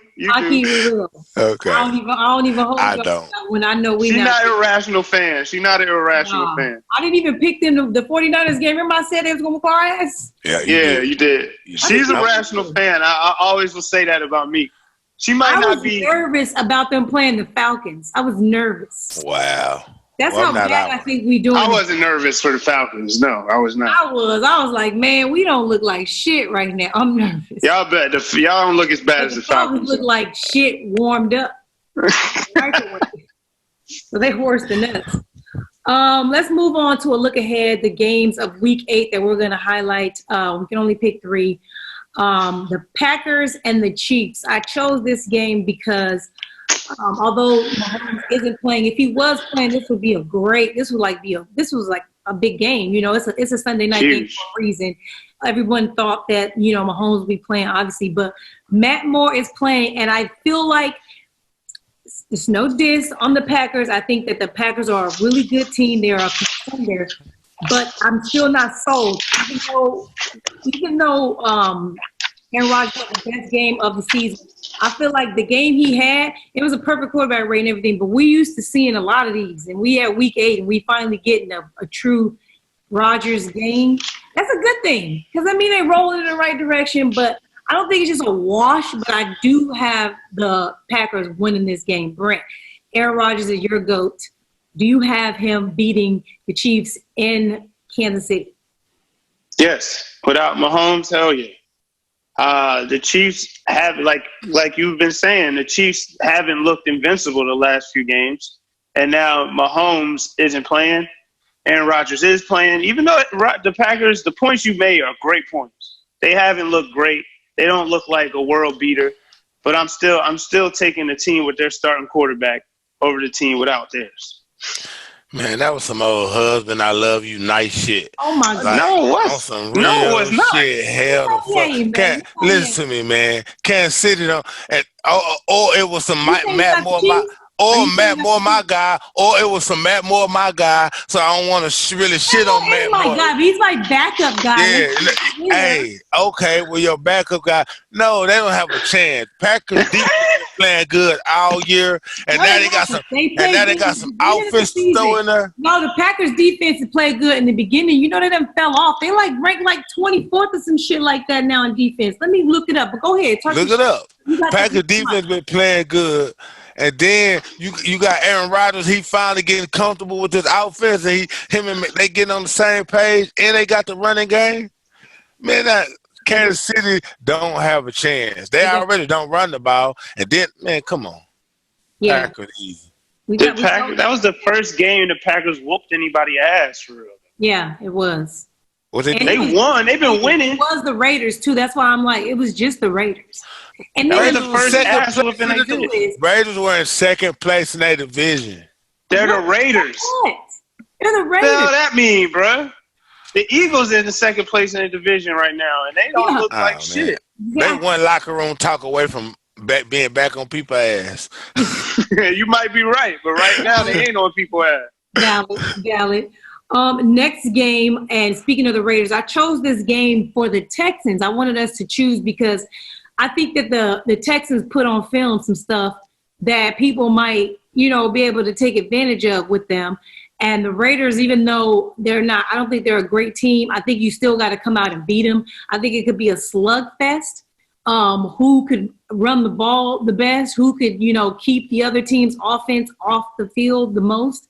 If the Raiders need the little bit that I've seen, and I feel like I know why, but the Raiders don't even take any deep shots. They not even no explosive plays. They never got no highlights or nothing. And even sorry teams be having little highlights here and there. They just don't have any explosive plays or anything. But I feel like, this could be a testing game for the Texans, even though I do have them winning the game. Hustle, who you got in Texans Raiders? I think I got to go with the Texans on this one as well. I honestly feel like the Raiders team, I don't see them presenting a problem too much for the Texans. It's like I don't see the way they don't try to go deep. They don't take chances on offense. I just don't see the Raiders really having any chance because Texans are gonna score the ball. They're gonna score the ball. Yeah, I wanted to go Raiders. But a lot of people are trying to say that this could be a game that could sneak up on the Texans. That's the only reason I'm even picking. I wanted to go Raiders. I'm not going to lie, but logic is not letting me do it. I feel like the points that have been made, the Raiders don't have that many threats. They will have to play a perfect game, I feel like, to beat them. And when shit like the Texans, I feel the reason I was leaning because I do feel like Fuller getting hurt is a big deal for the Texans. That's their deep threat. Like Kenny Stills is a deep threat too, but Fuller was their deep threat, and he's missing. And that that you could see what that does to a team. Just look at the Eagles. So I wanted to lean Raiders, but I'm still gonna go Texans. I'm still believing in Watson. I'm still taking him over Carr for this game. Well, all right. We all agree again. The irony. Last game. This is what I think is going to be the game of the week. Panthers, 49ers. Now, 49ers are still undefeated. I know people don't talk about them like the Patriots, but they're still undefeated. They have a really good defense. Garoppolo's not making a lot of mistakes. And I said good defense. They have a great defense. They're very aggressive. The game last week, that 0-9 win in Washington, I was like, really, it looked trash. But the weather had a lot to do with why that game was so bad. And when I watch Brent play in bad weather games, the better team actually struggles the most in a bad weather game. It actually gives the weaker team an opportunity to fight when it's bad weather. And that's kind of what it looked like. I do think that the 49ers should be taken serious. Like, it's time to start taking them serious. However, the Panthers have figured some shit out, and it does not include Cam Newton. God. I'm just keeping it real. I'm talking. No, it is. It's true. Yeah, I'm talking to people in Carolina, and I'm watching the news, and it appears that they're fine without him. They feel like it's cool. They're good. And he could have possibly come back for this game this week, and they was like, hold on. Let's just figure this out. And I don't know why anybody would want to bring Cam Newton back on a defense that's getting at that's getting at the quarterback like the 49ers are. I wouldn't want that to be his welcome back party, because then you're gonna probably send him back to the IR or bench him because he's getting cracked around. He can't throw out of the pocket, and it's a bad game all over again. So I have the 49ers winning this game, but it's close because I do feel like their backup is getting it done, and he's impressing me every week. Hustle. Oh man, this one I'm gonna have to go to Carolina. I feel like their backup is gone. I feel like the backup, he here to show this. He gonna show why he should be the starter, and this is why he should be moving up for Cam Newton. This is the game where Carolina defense gonna show. They're gonna show 49ers with Garoppolo. They're gonna make him make some mistakes because their defense been playing some good football. I just feel like this is gonna be the game. Jimmy gonna make a mistake or two, and Carolina gonna use McCaffrey to get away with this win. Use McCaffrey to neutralize that pass rush, screen passes, drop out. They're gonna neutralize that pass rush. It's gonna be a different type of game than the 49ers want. Wow, big balls. I like that. I like that pick. I can't be mad at you. Bring who you got. I got 49ers. I feel like there's two defenses. I feel like it will be a interesting game because there's two defenses that I do respect, and I feel like the Niners had a better one. And I feel like the Panthers are going to rely on McCaffrey a lot to run the ball, but that has been shown. Even though they beat the Bucs, McCaffrey didn't. The two times he played the Bucs, he didn't dominate on the ground. Right. They were playing the Bucs. But I feel like just having McCaffrey, and you mentioned the screen passes, the 49ers don't blitz like crazy. They're getting that with just their front four, and that's usually where screen passes cause problems against a team that's relying on blitzes and things like that. They're just getting at it with their front four, and that's why their defense is playing so well. And that is one of the main reasons I'm going to pick the 49ers over the Panthers this week. Got some stats for y'all. The 49ers have missed 40 tackles, and that's tied for 5th fewest in the whole NFL. Damn. Yeah, there you go. They just fundamentally sound. They balling. They're seventh defense. They're only giving up 90 yards a game. They only had given up 4 rushes per snap. Fred Warner, linebacker, out on the other side of Quan. 2 tackles for a loss and a fumble. Apparently, he's the missing link. He's the nigga everybody keeps forgetting about. So we might. Yeah, they balling, bro. This is gonna be a good game to watch, though. But yeah, I'm taking 49ers against those linebackers, Quan and Fred Warner. It's gonna be a good matchup because McCaffrey got stats too. This nigga's for the Panthers to win. The quarterback is gonna have to ball. Yes. That's my opinion. And what you said, Hustle, about the Carolina defense exposing Garoppolo, I think that front four on Carolina, on 49ers, is going to make this nigga that think he's ready for the job, he's got to prove it. I do want y'all, I'm telling you this, man. Listen, San Francisco played Tampa Bay, Cincinnati, Pittsburgh, Cleveland, Rams, and Washington. Yeah. Hold on. That's Jameis Winston, Andy Dalton. What's the dude name for Pittsburgh? Can we back up when they played Randolph? Randolph. When they played against Jameis Winston, it wasn't they you acting like they barely beating everybody. Hold on, no. I'm saying this. No, Jameis Winston. Whooping of the ass. Hold on, Cleveland. Baker Mayfield, Rams, Goff, Washington, whoever, McCoy. Trying to. I just feel like. Did you see what I said about the defense? That's why. Yes, Murray back. Go ahead and put Allen on that list too. A lot of defense, a lot of teams that are questionable with their wins, the wins don't look like these wins.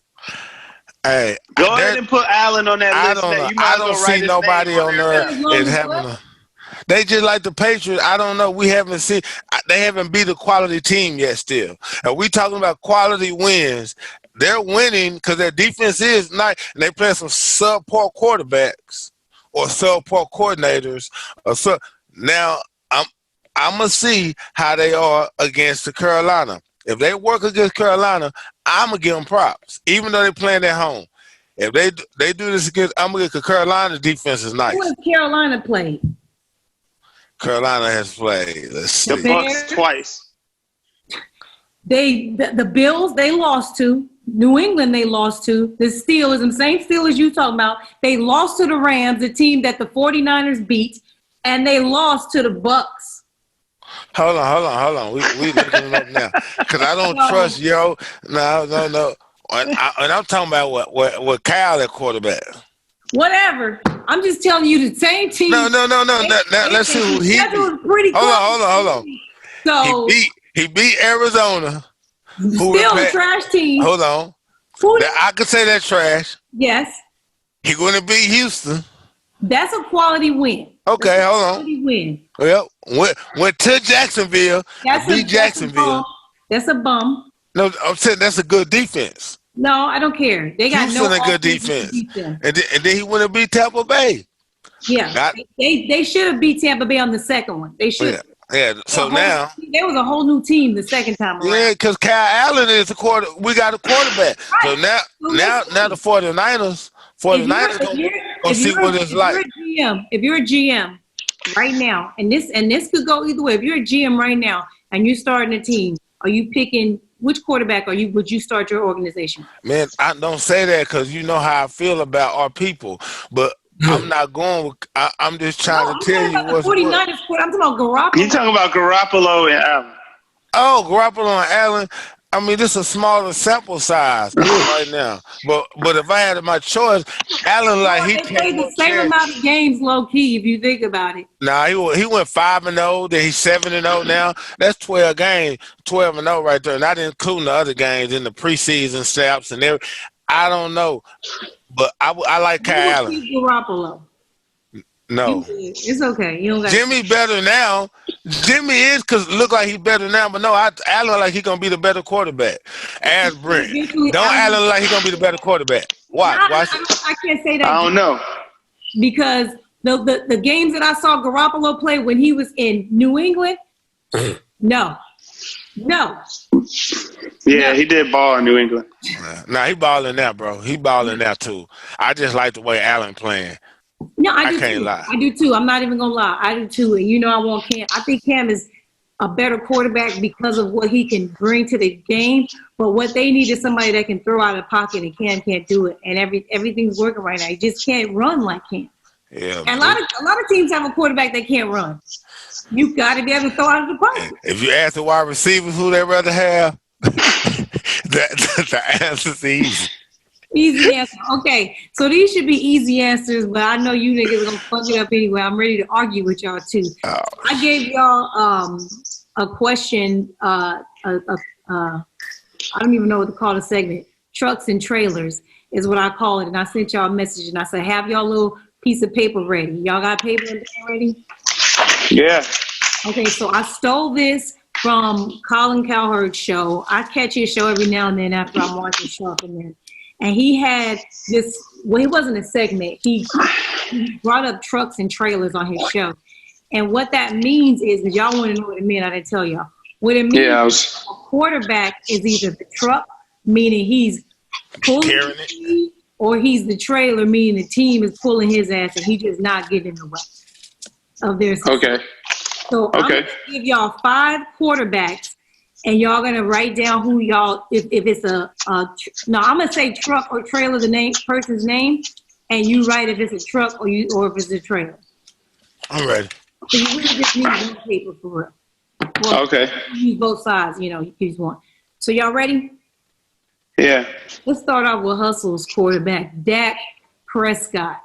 Is Dak Prescott a truck or a trailer, Hustle? Trailer. Okay. Trailer. Respect. Think about it. Why you calling him a trailer? Oh, because we only go when the Zeke go. Like Zeke make us go. We need Zeke to play well for us to have a good chance to winning, from my experience of watching us play. I like the honesty, man. Brent, what you got? I got him as a trailer as well. Same reason? Same exact reason. Like when you think of the Cowboys, you think of a lot of other things. You think of their line, you think of Ezekiel Elliott, and then you think of Dak Prescott. So he's not the truck. Okay. Next on the trucks or trailer list, and Brent, you will go first, is Matt Ryan.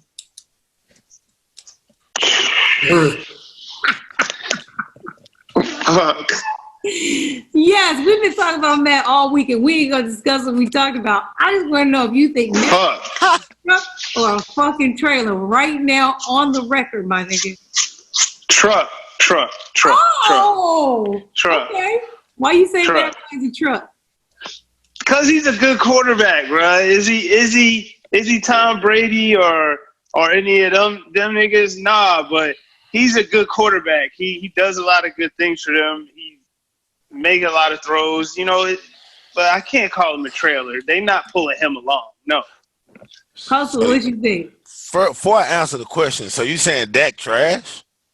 Who's saying Dak trash? He's basically thinking if you call a nigga trailer, then he trash. You make it seem like no, he trash. I'm not saying he trash. I just feel like it's other things that. All right, well, we not here. All right, I got it out the way. Now, Matt Ryan's a trailer, definitely a trailer. Why, Hustle? Because he can't. You need a quarterback that when the team is struggling or can't do shit right, say, fuck it, I can do whatever we need us to do right to get this win. We don't have that. You got to watch. When your quarterback can't throw the ball 70 yards in today's NFL, it's hard. It's hard for him to be like he can't 70 yards. Yeah, he got a weak arm. Drew Brees though can't throw the ball 70 yards. Nah, Drew Brees can throw 60. Drew Brees can throw 60 something. Like he got a nice. I done seen Drew Brees throw a 60-yard bomb at you, Brent. I feel like stop it. It got picked off. No. You know Drew Brees. Now he's lost some arm power with age, so don't do that. But Matt Ryan can't throw. He never could throw. You got a quarterback playing that could never take advantage of your speed.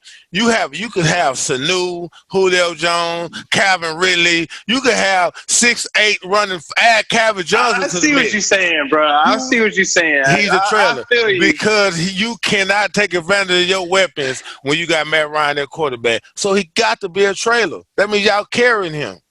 Man, woo, that's huge. Yeah, I feel you. That's a good point. I mean, that's a good point. I can't I feel you.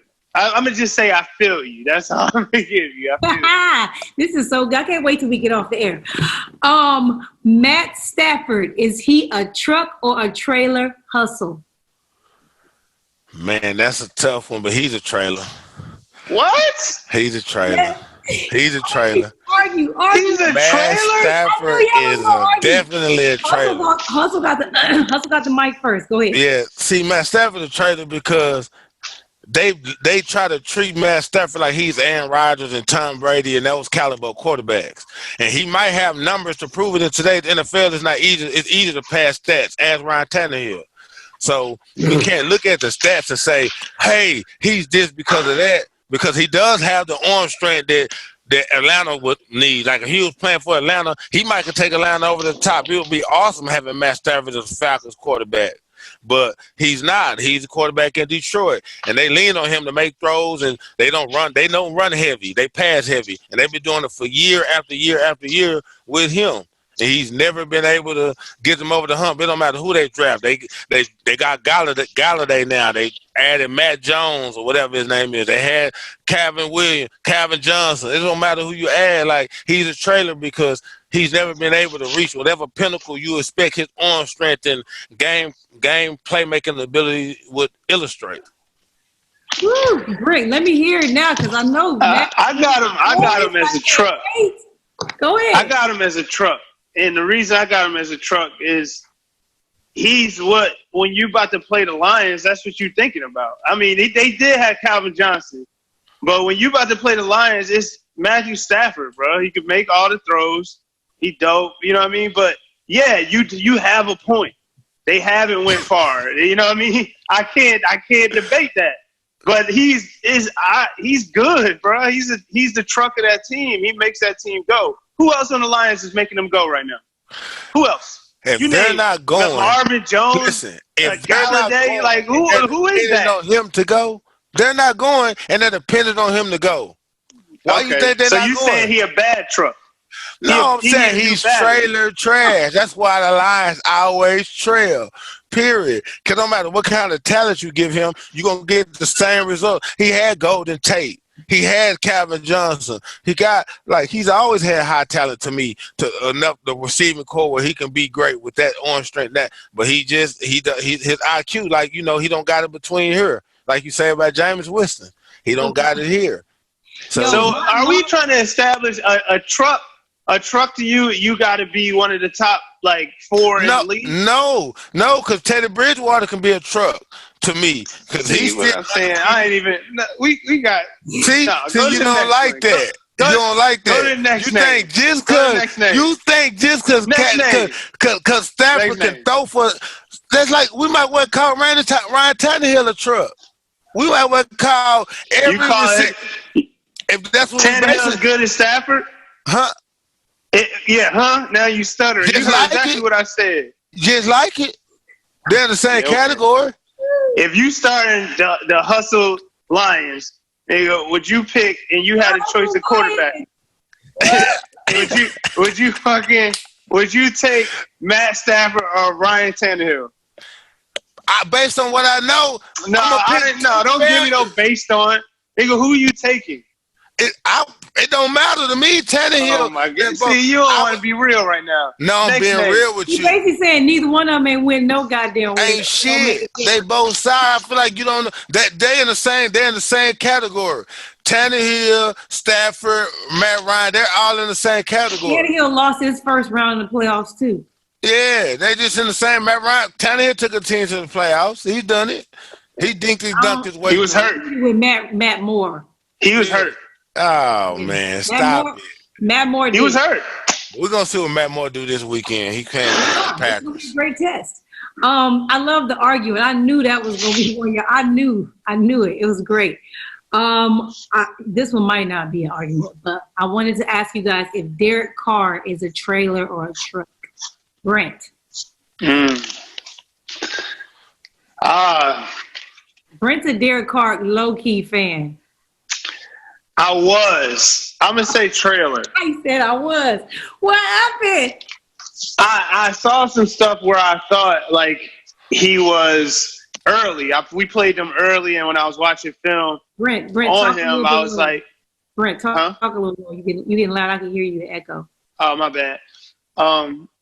When we watched film on him early, I was like, yo, this dude, he got the stuff. He got, the stuff that takes to be a dope quarterback. And now I've seen some other stuff where I'm like, he's gonna be good, but I don't see him as that level. I take him the level under like Matt Stafford and Matt Stafford and Matt Ryan. So that's why I'm gonna have to put him at trailer. Awesome. See, that's what I'm saying. I feel like he on the same level as them. Okay. I'm just keeping it real. No, I'm being 100 with you. I feel like whenever Matt Moore has those level of players, he look good. When his players are trash, he ain't all that. Right now, his players ain't all that, but he's still kind of decent. This nigga, he still got Julio. He still got Ridley. He still got Devontae Freeman. He still got, like, I'm just saying that he's not that good to me. And I was a fan of Matt Ryan because me and my partner used to battle Matt Ryan and Joe Flacco. Talking about Matt Ryan. We talking about Derek Carr. Oh, I'm saying is that they're the same competition. I'm saying Matt Ryan and Derek Carr compared to I'm saying I was a fan of those guys. Derek Carr. Yeah, I'm saying is Matt Ryan is going to the Super Bowl. Yeah, Derek Carr can lead the team till you give him the talent. Shit, you give him Devontae Freeman, Tevin Coleman. You give him 2-3 pass rushers. A nice cornerback like shit, he gonna do the same thing. I feel like if you're saying that about him, then you could possibly call him a truck. Possibly. Yeah, but Matt Ryan is a trailer. That's what I'm saying. Where's your truck? Where's your standards? You called Matt Ryan a trailer. Yes. And I'm saying is, right now, Derek Carr's looking like a trailer. But I'm saying is, we don't know because we haven't got to see him with top tier talent. We seen Matt Ryan with top tier talent. So so we've already seen you with top tier talent. I still don't think, even if he had the talent, I don't think he could get to the Super Bowl. But I'm not giving my opinion. This is just about you guys. I just want to take a shot at Derek Carr's racist ass. Okay. I don't like that. We already know that. But he last one. And that alarm that was going off, we was not supposed to be still recording at that time. Crazy, right? Am I completely at 12%? Last one. Carson Wentz. Is he a truck or a trailer? Who's going first? You. Oh, trailer. I feel like he's a trailer. I don't feel like he got the tools, he got the talent, but I feel like it ain't looking right now. And it could be for a variety of reasons, but if a team puts another quarterback in and now they all motivated and want to go and win, and then you come back and the team is down, then you might be holding the team back. I don't know what the reason is, whatever, but that's why I got him as a trailer. Hustle. Who you have him as a truck or a trailer? He's a truck. Carson's a truck. Carson is an MVP candidate every year. If Matt Ryan won the MVP and you if these cats want to fuck off their check, if Nelson Aguilar, if these cats want to fuck off their check by dropping balls on purpose, these linemen want to not block, we see that shit. We still see Carson Wentz out there making all the throws. We still see him standing strong in the pocket. We see the strong qualities that you have. That's why he wins. That's why they still in second place, even though they kind of trash division, but they still in second place in our division. That game could have, easily put them in first. He's definitely a truck. They just need the locker room and the coach need to get everybody on page. You know what I'm saying? The coach not strong enough, or whatever's happening to get them on page. But he's definitely a truck. He's definitely a leader of a franchise. He can definitely be the best offensive player on your team, and you be successful. Unlike those others. Unlike Matt Stafford or Matt Ryan. Like, there it is. You so understand. Much better than them. That's crazy, bro. Yeah. That's crazy talk. Everybody knows that. That's crazy. Everybody knows.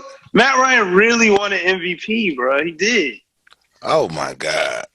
He did. You said Carson Wentz could possibly win an MVP. Matt Ryan won one. What? Who won the MVP that year when Carson Wentz got hurt? It might have been Matt Ryan. I don't know. No, it wasn't Matt Ryan. It was who was it? Tom Brady. Who knows? Who was it? Brees, maybe. Yeah. Wow. There's another quarterback. That's a truck. Is it 2018 MVP? Let's see. The year the Eagles won the Super Bowl, it was probably Tom Brady.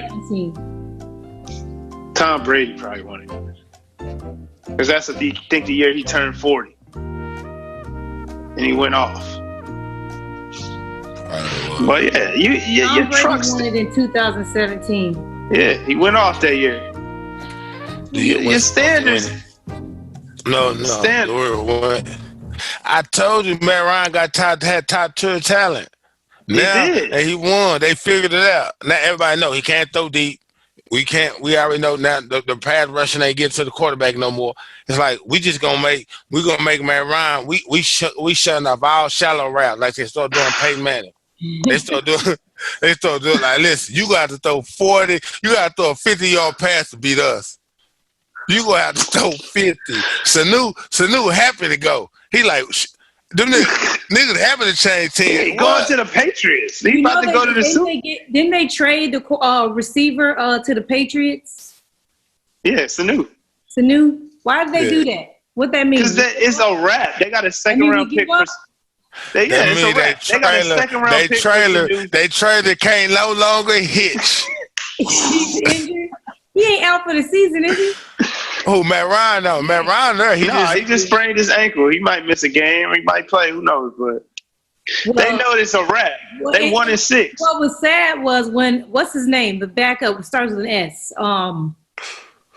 Schaub came in and scored the touchdown so fast. I was like, God damn. Like that. Rams is. No, I don't. I get a touchdown all game and didn't get one. And then y'all trying to kill. Y'all. And just on that bitch. Touchdown. Yeah. Everybody ain't meant to play 12, 13, 14 seasons and stuff like that. You know what I'm saying? He might have just reached his peak. Look at Brent over there shuffling. He don't like this. Hey, you know that's the homie. He like that. That's the homie, nigga. You can't hold up. That's the homie. This little quarterback. Yeah. Everybody ain't meant to play 14, 15 seasons, man. Man. Well, hey, y'all, we got to get out of here. That alarm was going off. We was not supposed to be on. I got a meeting with AJ Francis about the live show, so I got to get the fuck off. But Thank y'all. Let me get my outro out of here. But I appreciate y'all. Thank you, Hustle. Surprise. I've had 2 co-hosts cancel, things that are out of their control for my show. And I have been trying to replace that person with a female. And I'm just struggling way too hard. And so I don't care that there's no female on the panel but me. I would like to know if you would like to be my other co-host for my live show on Saturday. Hell yeah, that's a trick question. Shit, why did I didn't have on a suit or some shit? I need to be dressed. Goddamn. Let's talk about it off the air. I was talking to Brent about it, and I was like, Brent, what do you think if I have Hustle? I was like, I really wanted another girl on, But I was like, you know what? Fuck bitches. I'm enough bitch for the show. 'Cause I'm the baddest bitch. You know what I'm saying? It's my show. I can do what the fuck I want. I'm damn near doing it by myself anyway. So I think that you have always been great on my show. Everybody likes you, even when we argue and disagree. Like, it's fun arguing with you. You know what I'm saying? Like, it's cool. And so I would love to argue with you on Saturday a little bit. Oh yeah, I definitely love that. Count me in. You hear me? Okay, cool. We'll talk about your little Easter outfit. All right, man. Hit me later, yo. All right. I'll holler at y'all 2 later. Later. All right. Wow, so this was a really fun show. I hope you guys enjoyed it too. Like, we argued a lot, we laughed a lot. I got loud a little bit, a couple of the Lakers comments and stuff. My bad, y'all. I'm a football fan. I love football. I love covering football, but I'm a hooper, and basketball is always going to be number one in my heart. And I played it, and I love the game, so I'm very passionate about it. It's not a job to cover basketball. Football is a job. I've never played. It's tough. I gotta watch stuff and study and all that stuff. Basketball, I don't need anything but my eyeballs. And so there's gonna be a lot of basketball talk coming up. I hope you guys are cool with that. If you know any basketball fans, make sure you pass my link around. Let them know that basketball's here. They should be hearing it from a real nigga. My live show is Saturday. As I told you before at the beginning, these shirts will be given out to people that purchase tickets. I appreciate you guys. I hear you and I see you asking me to do live shows in other cities. I want to just get this one done and under my belt. It's been a rough time. People have canceled on me. A lot of bad shit has happened, but the show must go on, and it's going to be a great show. So all of you guys that are coming, please expect a good show. We're going to have fun. There is a cocktail hour at 7 o'clock if you're coming to the show, and it is open bar, courtesy of myself, just for coming and fucking with me. Drinks are on me for the night. Also, if you have a VIP ticket where it's a meet and greet, I will be there. You will get to do the meet and greet. We're going to just have some fun. I'm a regular ass person, so expect my live show to not be 2 hours of me sitting there talking about sports. We're going to try to play some games. I'm going to let you guys ask me some questions. We're going to interact. We're going to have fun. It's going to be a DJ. And we're just going to have a good time, man. It's going to be a great fucking time. I'm celebrating my 3 years of podcasting, and I couldn't do it without all of you that are listening to this right now. So I just want to say thank you guys again. I love you. I'll talk to you next week. Since he was a little nigga, if he was still alive, he would kill niggas. He was Lil Snoop, I was Meek Mill. Niggas know how it feel when you missing your nigga though. Can't think, so you roll up that indigo. Stressing while driving down Figaro, blowing kush clouds until his ghost is in my ghost. Damn, make a real nigga wanna get